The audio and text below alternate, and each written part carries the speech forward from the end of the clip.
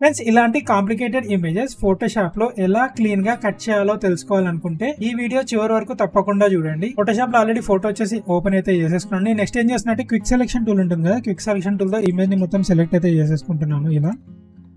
ఇలా సెలెక్ట్ చేసుకున్న తర్వాత ఎడ్జెస్ అన్ని పర్ఫెక్ట్ ఉన్నాయో లేవో చెక్ చేసుకోండి. చెక్ చేసుకొని ఒకసారి మళ్ళీ దాన్ని సెలెక్ట్ అయితే చేసేసుకోండి ఇలా.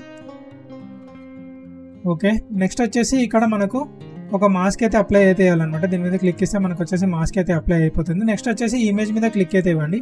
ఇచ్చిన తర్వాత సెలెక్ట్ లోకి అయితే వెళ్ళాలి. వెళ్ళిన తర్వాత కలర్ రేంజ్ అని ఉంటుంది కదా, ఇదైతే సెలెక్ట్ అయితే చేయండి. ఈ ఫస్ట్ ఇంకో పిల్లర్ ఉంది కదా, దీన్ని అయితే సెలెక్ట్ అయితే చేసుకొని మనకి ఏదైతే సెలెక్ట్ చేయాలనుకుంటున్నామో, రిమూవ్ చేయాలనుకుంటున్నామో దాన్ని ఇలా సెలెక్ట్ అయితే చేయండి. చేసిన తర్వాత ఓకే అయితే క్లిక్ అయితే చేసేసేయండి.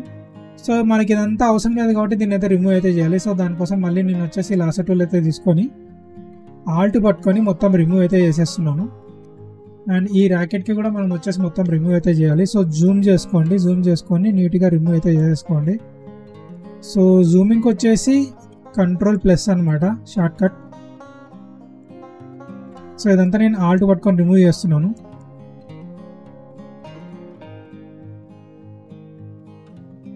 ఆటోఫిట్ చేయడానికి మనకు వచ్చేసి షార్ట్ కట్ వచ్చేసి Ctrl+0 అనమాట. దాని తర్వాత మీరు ఏం చేస్తారంటే ఇక్కడ లేయర్ ప్యానల్లో మళ్ళీ మన మాస్క్ మీద సెలెక్ట్ అయితే చేసి కీబోర్డ్లో వచ్చేసి ఆల్ట్ డిలీట్ అయితే క్లిక్ అయితే చేయండి.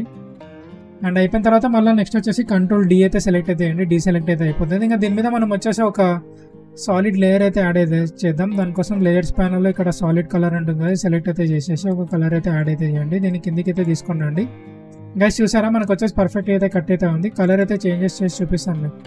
ఇలాంటివి ఇంకా నేర్చుకోవాలనుకుంటే మన ఛానల్ని తప్పకుండా సబ్స్క్రైబ్ అయితే చేయండి గైస్. ఈ వీడియో మీకు ఉపయోగపడినట్లయితే తప్పకుండా ఒక లైక్ అయితే చేయండి. అలాగే ఇంకా ఏదైనా కటింగ్ ట్రిక్స్ తెలుసుకోవాలనుకుంటే తప్పకుండా కామెంట్ అయితే చేయండి. ఫోటోషాప్ నేర్చుకోవడం ఇంత ఈజీ అనిపిస్తే తప్పకుండా మీ ఫ్రెండ్స్కి అయితే షేర్ అయితే చేయండి.